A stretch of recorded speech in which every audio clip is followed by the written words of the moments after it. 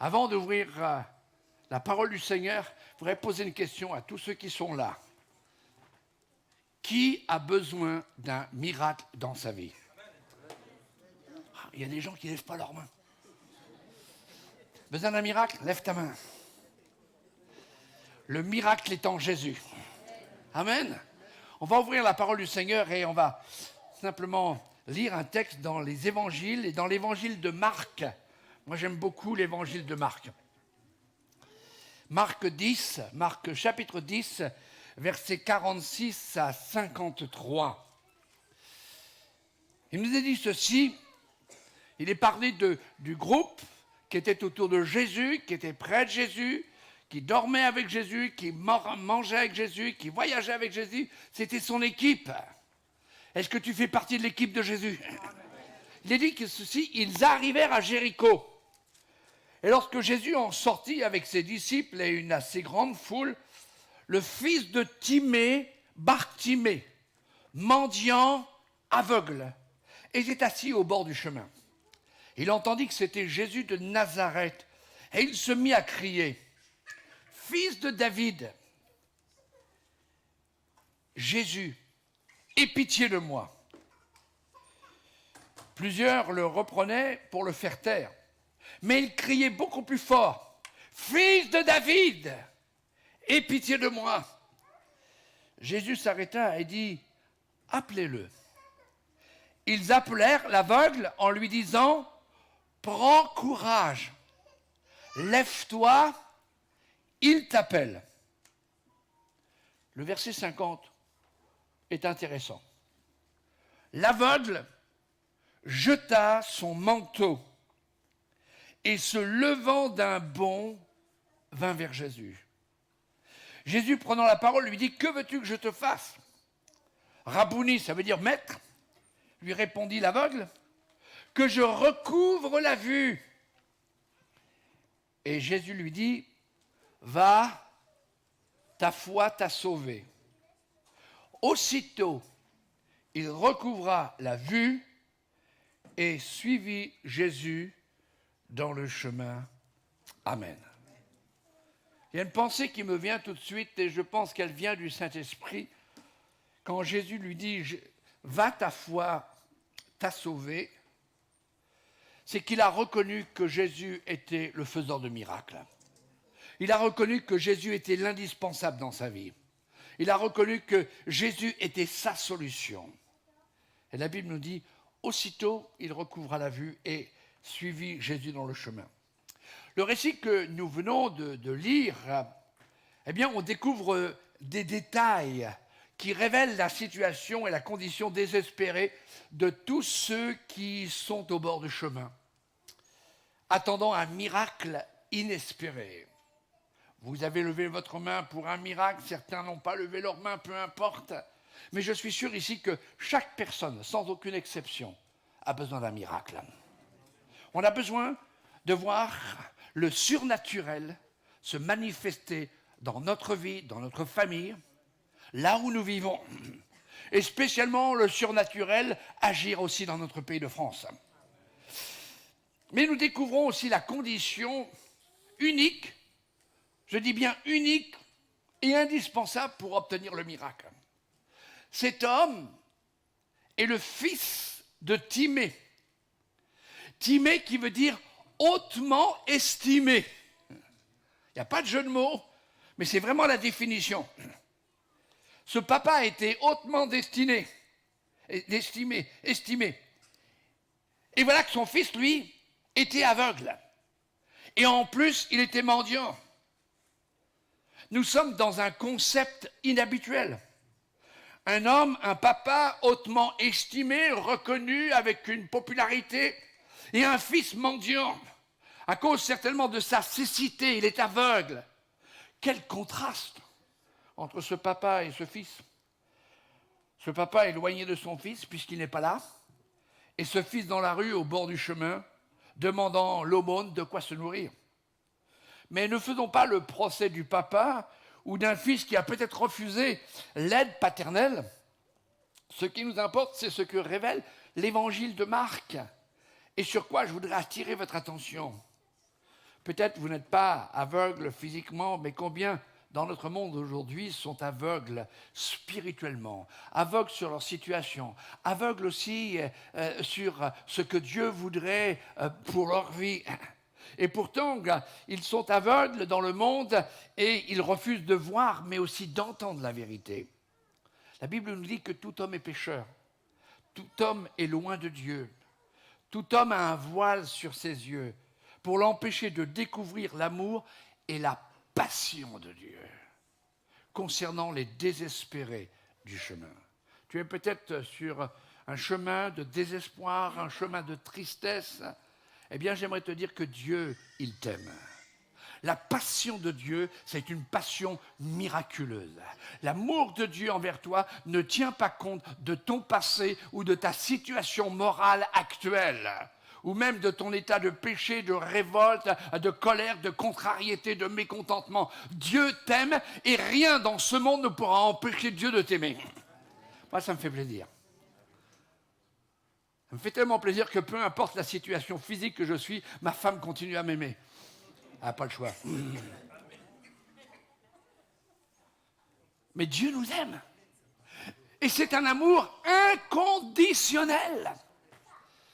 Il y a quelque temps où je refaisais cette lecture, mon attention a été attirée par un élément, un geste, un libre choix provenant d'une volonté personnelle, une action qui a ouvert le chemin du miracle. Et si tu veux le miracle, il faut aussi que ce matin, tu fasses cette action, tu fasses ce geste, tu aies cette attitude, tu prennes cette position. Que tu sois chrétien depuis longtemps, ou de quelques années, ou que tu viens depuis quelques temps, ou tu viens pour la première fois dans ce lieu. Si cet homme est un homme aveugle et mendiant, il y a quelque chose d'extraordinaire. Il n'est pas sourd, il n'est pas muet. Allô? Peut-être que spirituellement tu es aveugle, peut-être que tu ne vois pas l'avenir, ou tu as peur de l'avenir et tu fermes tes yeux. Mais ce matin, j'ai pu comprendre que tu n'étais pas muet, tu as chanté. Tu n'es pas sourd, puisque j'ai demandé qui veut un miracle, tu as levé ta main. Encore quelque chose que l'on voit aujourd'hui. Non seulement les hommes sont aveugles en ce qui concerne la vérité sur Dieu et sur eux-mêmes, mais en plus ils sont sourds aux appels de Dieu. Quel est l'appel? Voici, je me tiens à la porte et je frappe. Si quelqu'un m'ouvre la porte, j'entrerai. Et alors c'est le surnaturel, c'est le miracle, c'est la communion, c'est cette relation. Mais l'état le plus misérable de ceux qui sont sans espérance sans Dieu sont ceux qui sont muets. Ils ne veulent ni n'osent réclamer à Dieu le secours, confesser leurs conditions. Et notre rôle à nous chrétiens, c'est de prier pour notre gouvernement, à qui ne veut rien de recevoir de Dieu, alors que Dieu est la solution pour notre économie en France. Pas si vous le croyez. Sourd aux appels de Dieu. Cet homme aveugle et mendiant n'est ni sourd ni muet. Et la Bible nous dit qu'il entend que Jésus de Nazareth passe par là. Certainement qu'il a entendu parler de ses miracles, de ses guérisons, celle d'un aveugle de Bethsaïda, dans le même livre, au chapitre 8. Et puis il a entendu parler d'une guérison d'un sourd-muet au chapitre 7, de la délivrance de la fille de Naaman, la fille d'une maman syrophénicienne, et puis la résurrection de cette fille d'un sacrificateur, d'un homme très estimé de la synagogue. Puis il a entendu peut-être aussi la multiplication des pains et des poissons. 5000 personnes et 4000 personnes. Il a peut-être entendu aussi le miracle de cette femme hémorroïs qui perdait son sang, hémorragie sur hémorragie. Et voici ce faiseur de miracles passe sur son chemin. Il ne va pas le voir de ses yeux parce qu'il est aveugle. Il va l'attirer par sa voix, en criant vers lui, « Jésus, fils de David, aie pitié de moi. S'il te plaît, arrête-toi, prends un moment et intéresse-toi à mon cas. » Des personnes viennent le calmer, car il crie et il dérange le défilé. Mais la Bible nous dit qu'il a encore crié plus fort. Sans le savoir,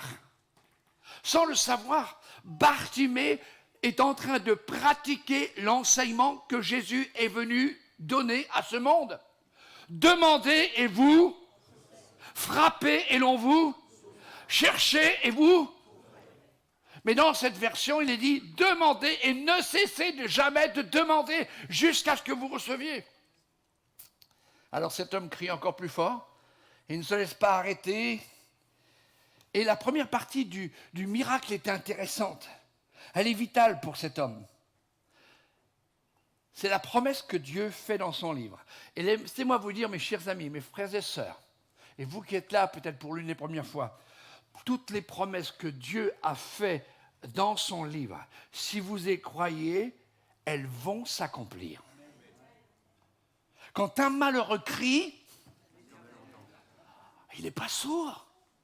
Dis à ton voisin, Dieu n'est pas sourd. Alors dis-lui aussi, ouvre tes oreilles. Parce que souvent, c'est plutôt nous. Je ne sais pas si vous avez remarqué, mais je ne fais aucune allusion, mais quand on prend de l'âge, on devient dur. De la feuille. Oh, la feuille. Laquelle? Le chêne. Mais c'est vrai, quelquefois, et ça a énervé ma femme pendant plusieurs mois, j'étais obligé de dire, qu'est-ce que tu dis?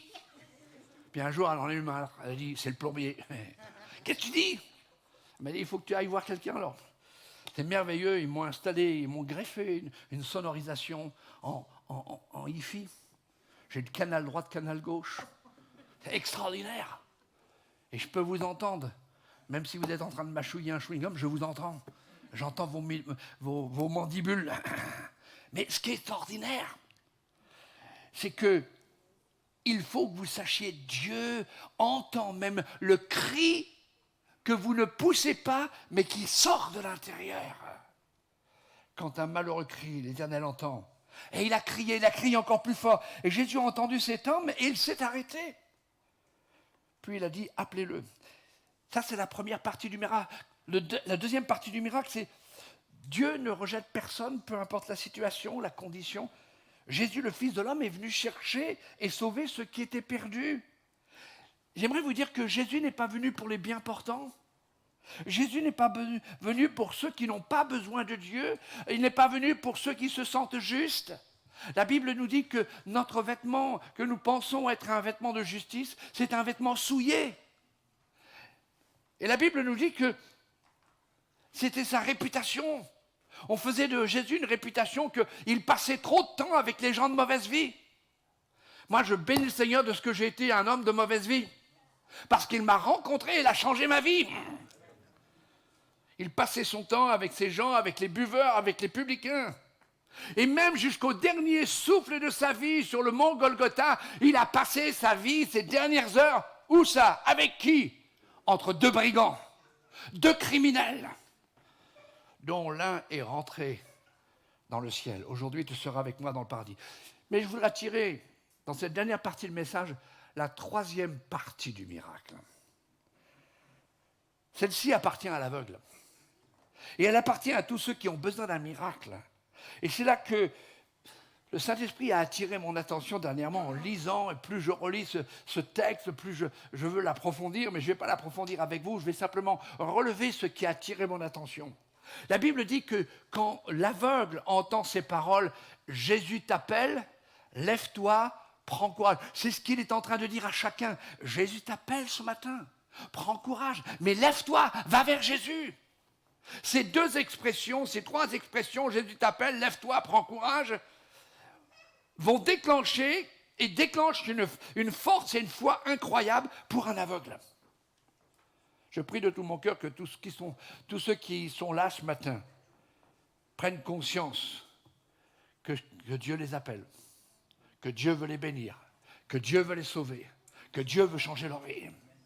Il vous appelle non à une religion, non à suivre des dogmes, mais simplement le suivre, lui le sauveur du monde, le Seigneur des seigneurs, le faiseur de miracles. Regardons ce que cet aveugle a fait. Poussé et touché par l'intérêt du maître le concernant, prends courage, lève-toi, il t'appelle. Cet homme a décidé de ne pas rester dans sa position, dans sa situation, dans sa condition. La Bible nous dit qu'il s'est levé.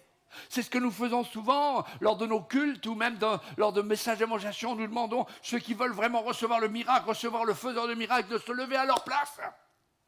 Il s'est levé. Mais la première chose qu'il a faite, une chose très significative, c'est quoi? Il jette son manteau. Il jette son manteau. Ce n'est pas n'importe quel manteau. Dans l'original grec, le texte nous dit ceci, puisque le Nouveau Testament a été traduit en grec, de l'araméen. Jeter son manteau, c'est apobalo. Alors, quelquefois, on regarde les gens, on dit « Oh, quel ballot !» Mais là, c'est apobalo, qui veut dire abandonner, qui veut dire se débarrasser, qui veut dire jeter au loin son manteau. Arrêtons-nous quelques instants sur ce manteau, qui représente ce par quoi tu es lié, ce par quoi tu es empêché, ce par quoi tu es prisonnier. Si Bartimée se débarrasse de son manteau, c'est qu'il sait que c'est un obstacle qui depuis des années l'emprisonne et le maintient dans cette situation d'aveugle et surtout de mendiant, de rejeté de la société.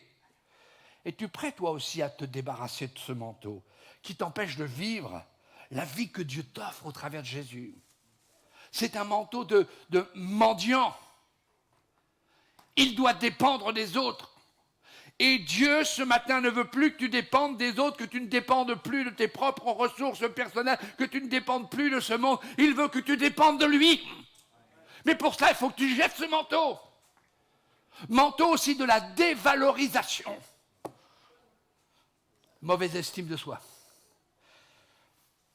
Peut-être que tu dis, ah, j'ai tellement fait, ma vie, puis je me sens vraiment sale. J'aimerais te dire une grande chose ce matin.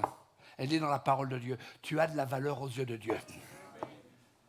Malgré ta vie, cette valeur, elle vient de la vie de Christ sacrifié pour toi à la croix. Et puis, ce manteau, c'est aussi un manteau de prisonnier. Vous savez que quand vous allez dans la prison, et spécialement aux États-Unis, peut-être pas en France, mais tous les prisonniers, ils ont un manteau ou une veste, puis un numéro, ou des grandes lettres.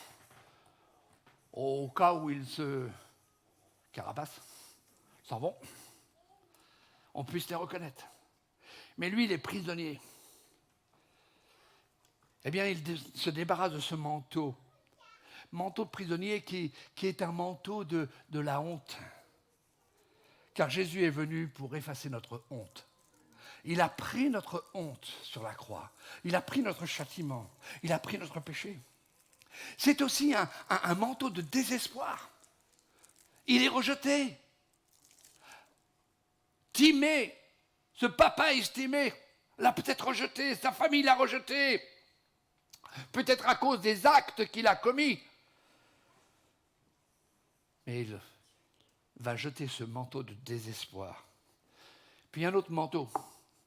Et ça, ce manteau, on l'a tous à un moment porté dans notre vie. Le manteau de culpabilité. Et laissez-moi vous dire, non seulement notre conscience nous accuse, le diable nous accuse, mais alors tous ceux qui sont autour de nous, ils peuvent nous accuser. Chaque fois qu'ils nous voient faire une erreur, oui. Manteau de culpabilité, si je suis dans cette situation, c'est certainement ma faute. La culpabilité est un manteau très lourd à supporter. Tout accuser cet homme. Et peut-être que ce manteau est sur toi et tu dis, j'ai gâché ma vie, j'ai gâché des années, j'ai gâché des privilèges que j'ai eus, que Dieu m'a donnés. Peut-être tu te sens coupable. Tout homme est coupable devant Dieu. Mais lorsque on vient vers lui, alors la Bible dit, il n'y a plus de condamnation pour ceux qui sont en Jésus-Christ, il n'y a plus de culpabilité. Et puis, ce manteau qui nous touche particulièrement en ce moment, le manteau de la peur, l'insécurité, l'angoisse. Cet homme disait, mais j'ai pas d'avenir. Comment vais-je terminer ma vie? Et la mort. Et après cela, manteau de la peur. Pas si vous suivez les réseaux sociaux ou si vous regardez les médias, mais en ce moment, au numéro 1 de la page médiatique, C'est pas la marque de la bière, mais c'est presque. C'est exactement la mort subite. Corona, virus, ça veut dire malédiction. T'as peur? Bien sûr, on doit prendre des précautions. Pour ça que quand j'ai salué José, je lui ai dit, donne-moi ton pied. Salut, ça va. Il faut faire attention, c'est vrai. On doit aussi... On est aussi soumis aux autorités, les conseils. Mais j'aimerais te poser la question ce matin. Quel manteau portes-tu, mon ami? Quel poids supportes-tu?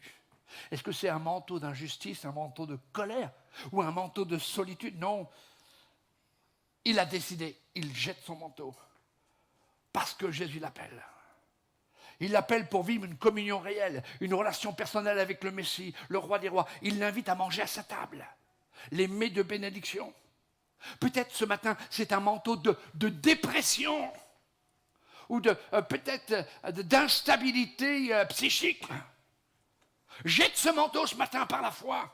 Pourquoi? Parce que Jésus, il est là. Et il t'appelle. Un autre manteau. Ouh.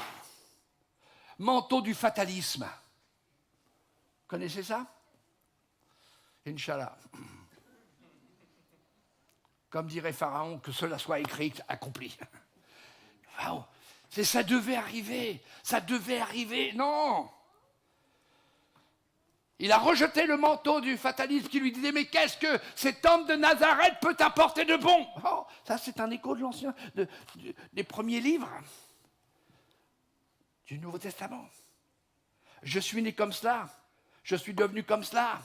Je suis né dépressif. Je vais vivre dépressif. Et je vais mourir dépressif. Waouh. Bravo. Là, ça fait 3 manteaux. Et bientôt, on est au printemps. Tu ne vas pas pouvoir bourgeonner. Manteau de fatalisme, jette-le. Oui, mais j'ai un mal en moi. Et je crois que je ne pourrai jamais. C'est un manteau de fatalisme. Jette-le. Jésus est celui qui t'apporte le miracle. Le manteau d'apitoiement, je vous laisse le choix. Ça, c'est un culte que l'on fait. L'apitoiement. On se prend pitié. En fin de compte, on s'adore. Oh, je suis pas bien, c'est ça. Le manteau de la susceptibilité. Non, ici, il n'y a personne qui se vexe facilement. On peut vous balancer quelque chose au travers de... Peu importe. Vous allez dire gloire à Dieu, merci Jésus. Non. D'un seul coup, vous qui êtes blanc, vous changez de couleur. Jaune, vert, gris. Ah, boum. Manteau de timidité.